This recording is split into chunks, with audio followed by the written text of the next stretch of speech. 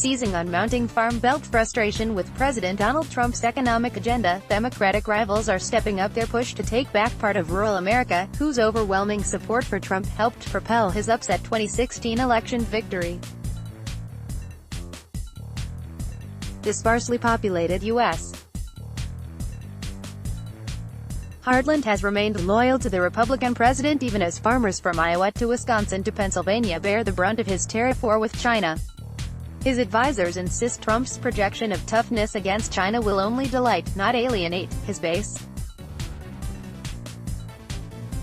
Democrats seeking to face Trump in the November 2020 election challenge that presumption, pointing to farmers reeling from plunging prices and unsold crops during what is now more than a year-long trade war with China. Farmers and ethanol producers are also upset with the administration's latest decision to allow more oil refiners to skirt biofuel laws and use less corn-based ethanol. From frontrunner Joe Biden to U.S. Senators Elizabeth Warren and Amy Klobuchar, many of the more than 20 Democratic presidential candidates have highlighted the economic damage caused by Trump's trade war and biofuel waivers as the central plank of their pitches to rural America.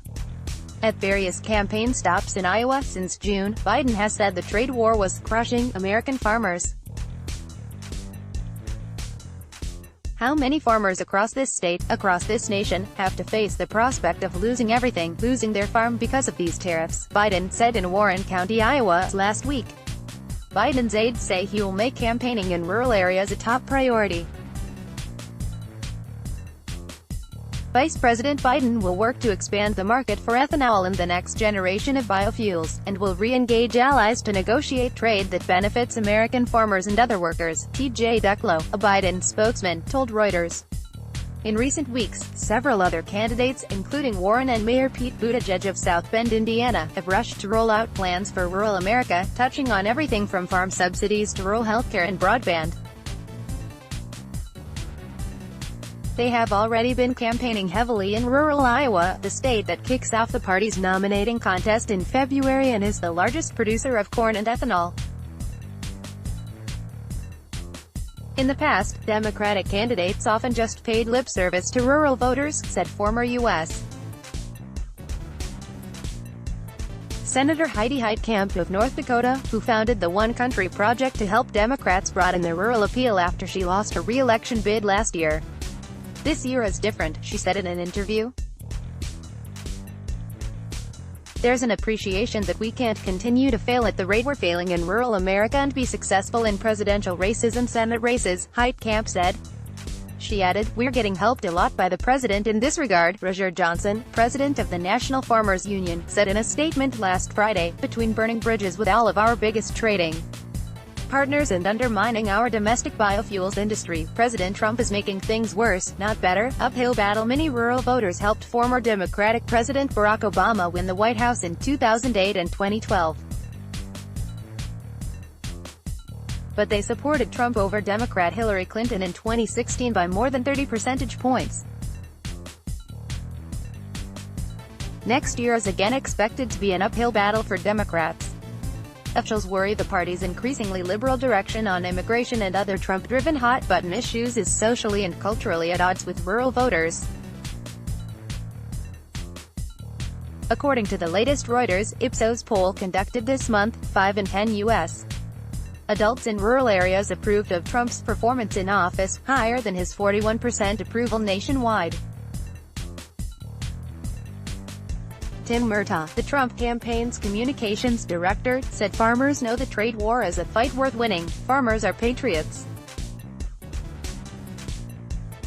and they know the long-term benefits are going to be worth it for themselves and this nation, Murtaugh said. The White House also unveiled a $16 billion aid package in July to help farmers hurt by the trade war and bad weather. But Democrats point to last year's congressional elections, where the party increased its share of the vote from 2016 in at least 54 districts with large rural populations, as a sign that Trump's grip on rural America may be loosening. Even a small erosion in Trump's support among rural voters could make a difference in battleground states like Pennsylvania, Wisconsin and Michigan, where Trump won by razor-thin margins in 2016, Democratic strategists say. Trump won by a combined total of just 77,000 votes in the three states. Priorities USA, the largest Democratic super PAC, is spending hundreds of thousands of dollars a week to run digital ads in those states as well as in Florida, aimed at tying Trump's policies to economic difficulties that many working-class people face. Folded to big oil, a round of more bad news for farmers last week, including extra tariffs Beijing announced on soybeans and other key U.S. agricultural exports, gave Democrats a fresh opening to attack Trump. After Reuters reported this month that Trump gave regulators the green light to grant exemptions to more than 30 small refineries so they can use less ethanol, Democratic candidates pounced on it as evidence Trump favors the oil industry.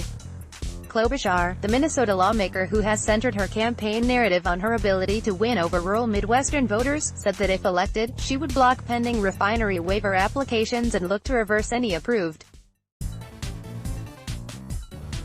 He folded to big oil, she told reporters on Thursday.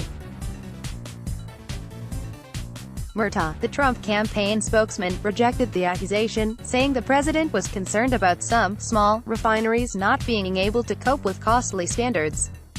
As president, he must look out for the economic interests of everyone involved, he said. The backlash from agricultural and biofuel trade groups has been particularly strong in Iowa, a swing state won twice by Obama but that Trump carried in 2016. Democrats have crisscrossed Iowa. They are speaking to ethanol producers who have idled plants and talking to workers who are losing their jobs, said Patty Judge, a former Democratic lieutenant governor in Iowa and current chair of the Focus on Rural America, which advocates progressive economic policies in rural areas. This is an opportunity for Democrats to win back the heartland and the White House. Copyright Thomson Reuters 2019. Let's block ads. Why?